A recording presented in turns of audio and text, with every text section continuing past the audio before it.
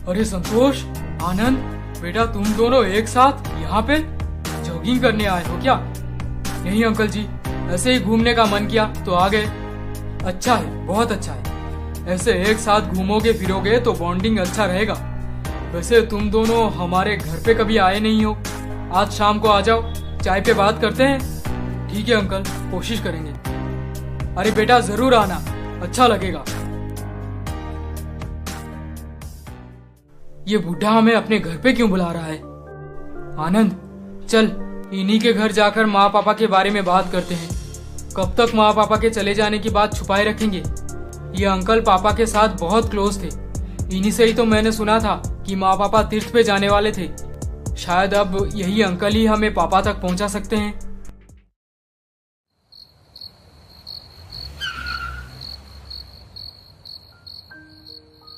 बहुत दिन हो गए आपके पापा से मिले। महीनों से तीर्थ यात्रा पे गए हैं। बहुत मजे कर रहे होंगे मिश्रा जी, नहीं? अंकल जी, एक्चुअली बात यह है कि अरे बातचीत बाद में करना बेटा, पहले ये स्नैक्स खाओ, चाय पियो, ठंडा हो जाएगा। हाँ हाँ, पहली बार हमारे घर आए हो, सबसे पहले मुंह मीठा करो। ये लो बेटा। जी अंकल जी।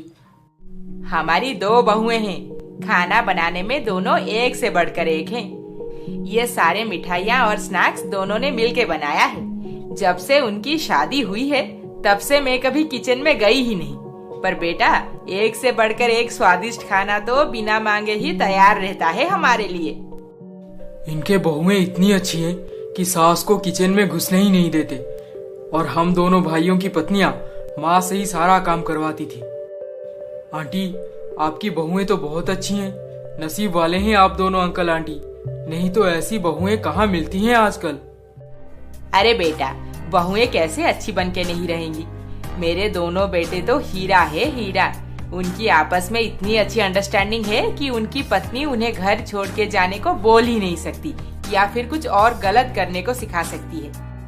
जरूर आपके बेटों का इनकम बहुत ज्यादा होगा, है ना अंकल? हाँ हाँ, ज्यादा तो है, पर बस छोटे बेटे का ज्यादा है, क्योंकि फॉरेन में जॉब करता था वो। अभी अभी 2 साल पहले ही शादी के बाद इंडिया में सेटल हुआ है।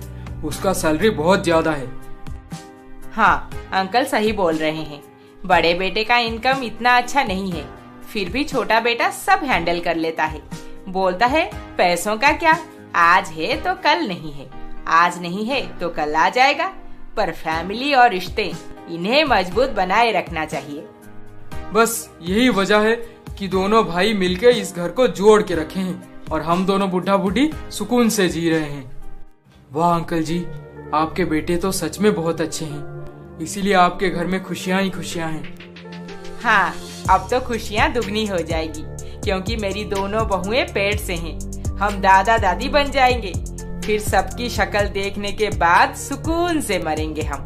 कोई दुख नहीं रहेगा। नसीब में हो तो ऐसे बेटे बहू मिलते हैं।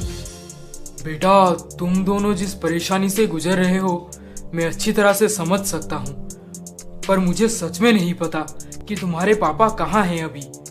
मुझे तो बस तीर्थ यात्रा के बारे में बोले थे, अब तुम दोनों बोल रहे हो कि तीर्थ पे गए नहीं। फिर तो मुझे और कोई जानकारी नहीं है उनके बारे में। आनंद, 10 दिन तो पूरे हो गए, कल से ऑफिस जाना है हमें। माँ पापा को ढूंढना अब वीकडेज में तो पॉसिबल नहीं हो पाएगा, सैटरडे संडे को ही ट्राई करेंगे अब। हाँ भैया, और कोई चारा ही नहीं बचा हमारे पास। भगवान करे वो दोनों जहाँ भी हो सही सलामत हो। काश हम दोनों आपस में झगड़ा ना करते, और ना ही हमारी पत्नियां हमसे सीख कर घर में कलेश करती। बहुत बड़ी गलती हो गई हमसे। अंकल जी का परिवार कितने सुकून से जी रहे हैं, और हमारा सब बिखर गया, और फाइनली हमारी पत्नियां भी हमें छोड़ गई। भैया मुझे माफ कर दीजिए ना, मैं आपका पोजीशन और सैलरी को लेकर जेलस हो रहा था, इसीलिए हर वक्त झगड़ा किया आपसे। अरे नहीं आनंद, माफी तो मुझे मांगनी चाहिए तुझसे, बड़ा भाई हूँ। घर परिवार को कैसे जोड़ के रखा जाए मुझे सीखना और सिखाना चाहिए था, पर मैं अपने ही छोटे भाई से बार बार लड़ाई झगड़ा करके माँ पापा को हमेशा दुखी करता रहा। भैया, हम दोनों की छोटी मोटी लड़ाई में हमारा पूरा फैमिली बिखर गया। अब क्या करें, कैसे घर को जोड़े।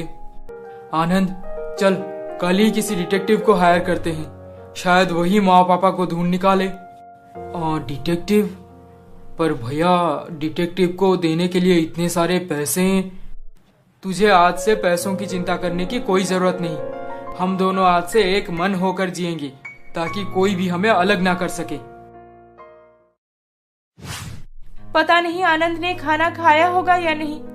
खाना बनाना तो उन्हें आता ही नहीं, और काम से घर वापस आने के बाद बहुत टायर्ड हो जाते हैं वो। बाहर जाकर भी नहीं खा पाते होंगे, ऐसे ही भूखे पेट सोना पड़ता होगा उन्हें अभी। काश मैं उन्हें नहीं छोड़ती। संतोष जी बिना चाय के सुबह आंख भी नहीं खोलते। अब वो चाय कैसे पीते होंगे? ढंग से कपड़े इस्त्री भी करना नहीं आता उन्हें। पता नहीं ऑफिस कैसे जा रहे होंगे। काश मैं उनके साथ अब भी रहती तो ये नौबत कभी नहीं आती। ज्योति और प्रीति दोनों अपने अपने पति के बारे में सोचकर दुखी थी, और उधर आनंद, जो होना था वो तो हो चुका है। चल कल डिटेक्टिव से बात करने के बाद ज्योति और प्रीति को घर वापस ले आते हैं। वो दोनों आने के बाद फिर से झगड़ा हुआ तो उनको सीधा सीधा बोल देंगे कि ससुराल वापस आना है तो हम दोनों भाई जिस घर में एक साथ रहेंगे उसी घर में उन्हें भी एडजस्ट करना होगा, और माँ पापा मिल जाने के बाद उनकी सेवा भी करेंगे वो दोनों। उनसे कोई भी ऊंची आवाज में बात किया तो उसे इस घर से निकाल देंगे।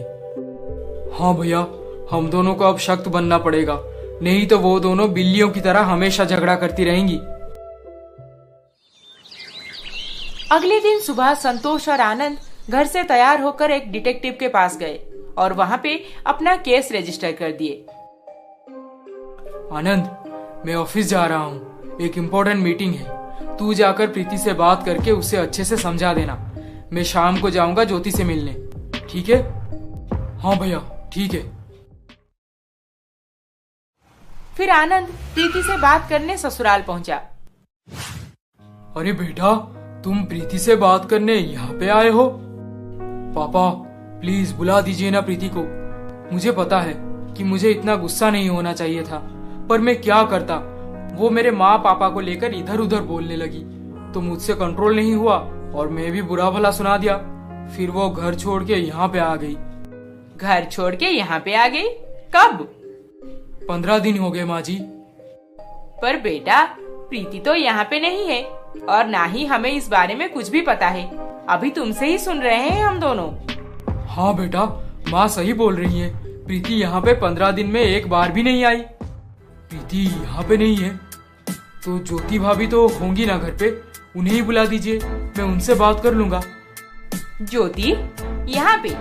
क्या वो भी संतोष जी के साथ झगड़ा करके आई है? जी माँ जी, उन दोनों का भी झगड़ा हुआ और भाभी घर छोड़ के मायके आ गई। अरे नहीं बेटा, यहाँ पे कोई भी नहीं आया, तुम्हें जरूर गलतफहमी हो रही है। दुखी होकर आनंद ससुराल से निकला। माँ पापा को ढूंढना ही मुश्किल हो गया था दोनों भाइयों के लिए। अब पत्नियों को कहाँ जाकर ढूंढे? बहुत भूख लगी है। सोचा था प्रीति को मनाकर किसी अच्छे रेस्टोरेंट में ले जाऊंगा खाना खिलाने, पर पता नहीं वो मुझसे नाराज होकर कहाँ चली गई। मायके में भी नहीं है। कम से कम फोन तो स्विच ऑन करके रखती। भैया, एक पैकेट बिस्किट देना। बिस्किट खरीदते खरीदते आनंद की नजर अचानक से रोड पे जा रही एक कार पे पड़ी। प्रीति, ये तो प्रीति है। ये इस कार में कहाँ जा रही है? प्रीति, प्रीति, प्रीति। ये जानने के लिए हमारा अगला एपिसोड देखना ना भूलें। और अभी तक आपने हमारे चैनल को सब्सक्राइब नहीं किया है तो जल्दी से सब्सक्राइब करके बेल आइकॉन दबा दीजिए। अरे अरे अरे अरे, इस वीडियो को लाइक, शेयर, कमेंट करना ना भूलें। जल्द ही मिलेंगे अगले एपिसोड के साथ। नमस्ते।